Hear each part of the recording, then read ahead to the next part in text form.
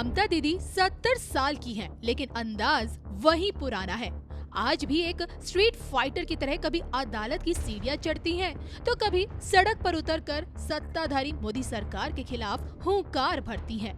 हालांकि बंगाल की इसी शेरनी को उस वक्त मुंह की खानी पड़ी जब कोर्ट ने उन्हें एसआईआर में किसी भी तरह की बाधा डालने की इजाजत नहीं दी।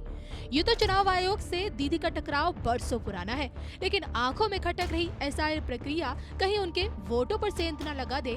इस कारण वकील बनकर सामने आई दीदी ने इस मामले में कोर्ट से दखल देने और लोकतंत्र की रक्षा के लिए आवाज उठाई, जिस पर उन्हें मुंह की खानी पड़ी। अदालत का साफ कहना है, एसआईआर में कोई रुकावट बर्दाश्त नहीं।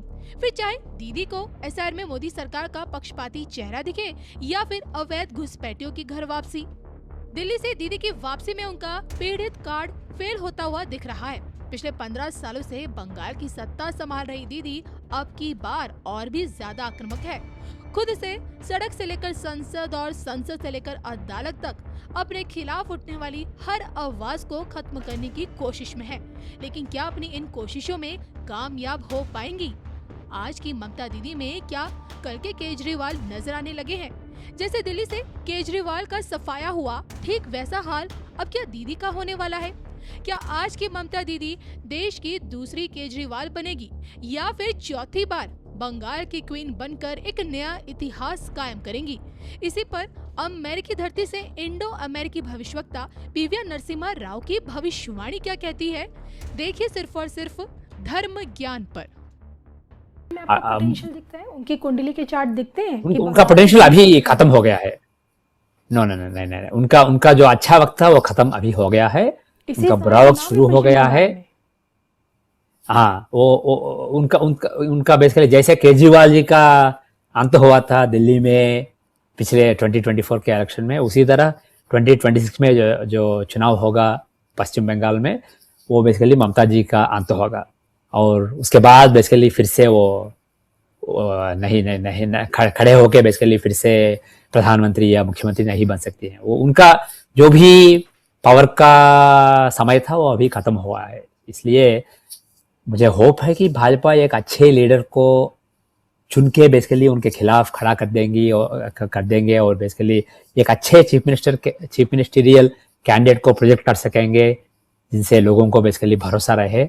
मगर ममता जी को हटाने के लिए ये बहुत ही अच्छा वक्त है, क्योंकि वो बहुत ही वल्नरेबल होंगी आने वाले साल में, और प्रधानमंत्री तो कभी नहीं बन सकती हैं। वर्तमान में अगर हम देखें तो भारत के भाग्य के अनेक सुयोग एक साथ हमें नसीब हुए। ये अपने आप में बहुत ही उत्तम संयोग है, ऐसा मैं मानता हूं। सबसे बड़ी बात है, विश्व के समृद्ध से समृद्ध देश भी बुजुर्ग होते जा रहे हैं। वहां की आबादी उम्र के उस पड़ाव पर पहुंची है हम जिन्हें बुजुर्ग के रूप में जानते हैं। हमारा देश ऐसा है जो विकास की नई ऊंचाइयां छू रहा है। उसी समय दिनों दिन हमारा देश युवा होता जा रहा है, युवा आबादी वाला देश है। ये अपने आप में एक बहुत अच्छा सुयोग है। आदरणीय सभापति जी,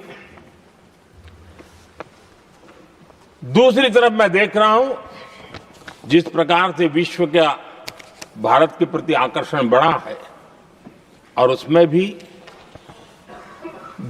विश्व भारत की टैलेंट का महात्म्य समझ रहा है।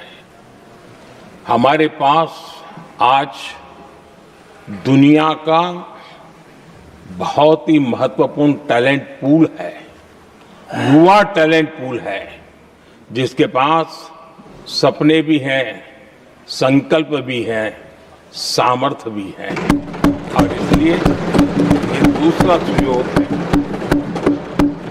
शक्ति का आशीर्वाद हमारे साथ है। आदरणीय सभापति जी, भारत आज विश्व में जो चुनौतियां पैदा हो रही हैं, उन चुनौतियों का समाधान देने वाला एक देश आशा की किरण बना हुआ है और हम समाधान दे रहे हैं। वैसा ही एक महत्वपूर्ण सुयोग है कि आज मेजर इकोनॉमी में भारत का ग्रोथ बहुत हाई है और हाई ग्रोथ और लो इन्फ्लेशन ये बहुत ही यूनिक संयोग है और ये हमारी अर्थव्यवस्था की मजबूती को प्रदर्शित करता है। आदरणीय सभापति जी, हम जिस गति से आगे बढ़ रहे हैं, जब हमें देश की जनता ने सेवा करने का मौका दिया तब फ्रेजाइल 5 के रूप में ये देश जाना जाता था।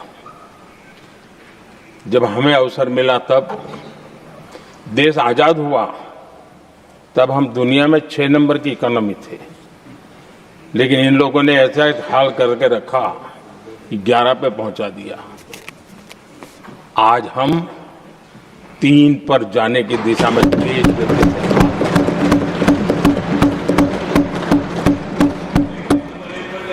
आदरणीय सभापति जी, आज